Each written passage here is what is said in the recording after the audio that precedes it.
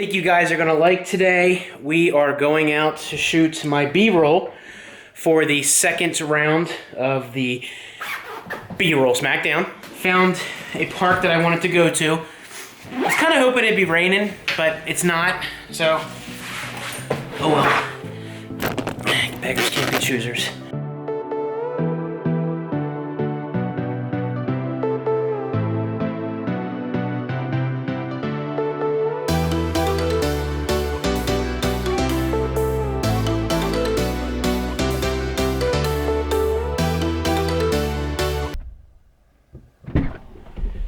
Okay, all I have to say is this place looks awesome, and I know you can't see me all that well. Just a little bit of footage from here, but I want to focus mostly on getting the B-roll, and I'll show you a little bit, but what I want to do in the video is kind of show you my process of editing the B-roll.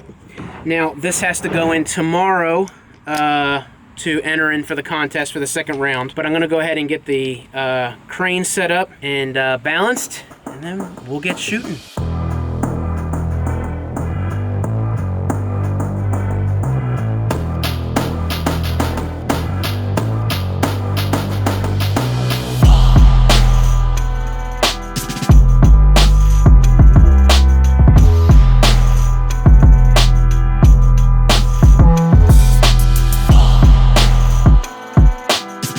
I went back in there and shot in a different part of the trail with the 18 to 35 and the 100 mil off the gimbal, because it's so difficult, A, to control the gimbal with the 100 mil, and the 18 to 35 is too heavy. I can't balance it on that. I'm very happy with how everything turned out. Next part is I want to show you guys how I edit this for the B-roll smackdown. And hopefully I can do good for you guys and you like it. Later. I want to keep this short and sweet for you guys. I went ahead and imported all my footage that I shot at this place called Shank Park over in Hummelstown. And I found a song that I love. Now, this song is just perfect. The beat drops at 1 minute after it plays some, some pretty killer portions of the track. And because the B-roll can only be 1 minute, it ended perfectly. So let me just play a little bit of what I edited so far. This is 12 seconds, and you can get a little bit of the song and a little bit of what I'm trying to go for.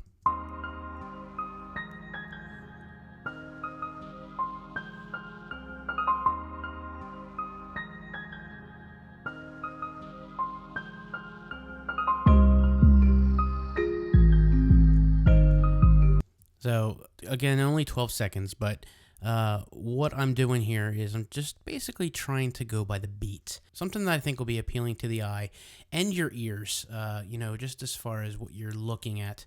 And if you notice here, I took this opening shot of the fence, which I tend to fall in love with fences, but I did this cool pan sweeping around, and I dropped the gimbal over the side of the railing and went the other way. Now, the really cool thing is I didn't try to do this, but I went back a little bit and then I started going forward. And as I did that, I dropped it into slow-mo.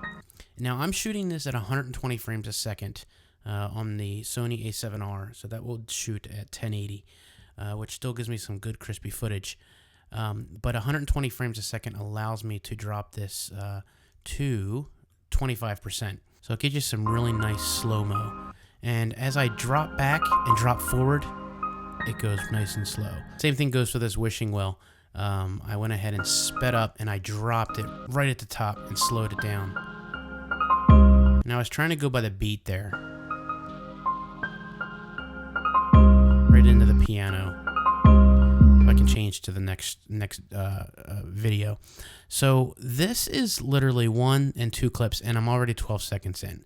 So I want to move to the trail to kind of, show a little bit, of what the whole point of this B-roll is. It's on the trail.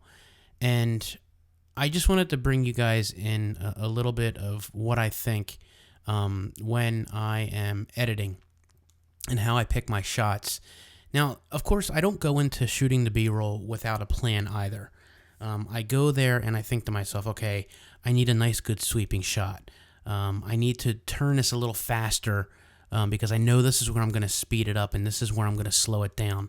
And I did that same thing here with this shot on the bridge. I didn't necessarily like how I went into the bridge along the path here. And you can see there's a road out on the other side there.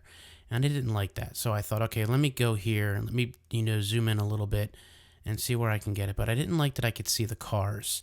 So I backed up, I walked to the edge of the bridge, and I turned around, and that gives me a little nicer view of what I'm looking to do. So what I ended up doing here was walking in towards the bridge and just doing a sweeping pan shot over top of the railing and then back down again.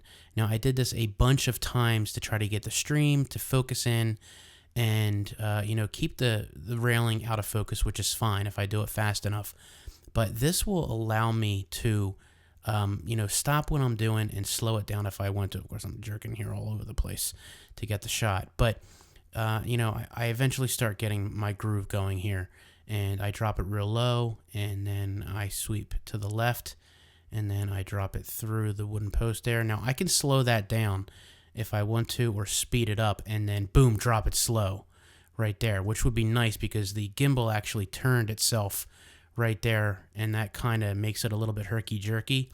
So if I drop that, cut that right there, and I slow that down, that footage that you just saw went from being a little bit herky-jerky to slowing down and being this nice, smooth pull.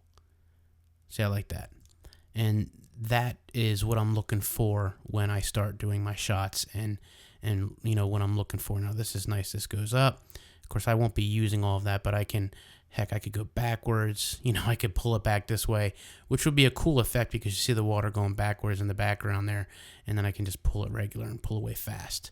So that's my thought process when I'm going into some of these shots. There are so many things that I could do with these couple shots, and I probably will end up using them.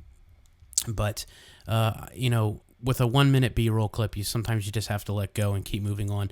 As you see here, I found some other bridges along the path here that look just as good, if not better. I got some nice some branches here falling on the ground, and I found actually a spider web up here. It's tough to keep it to a nice short video for you guys, so if you want me to do something longer, definitely comment down below.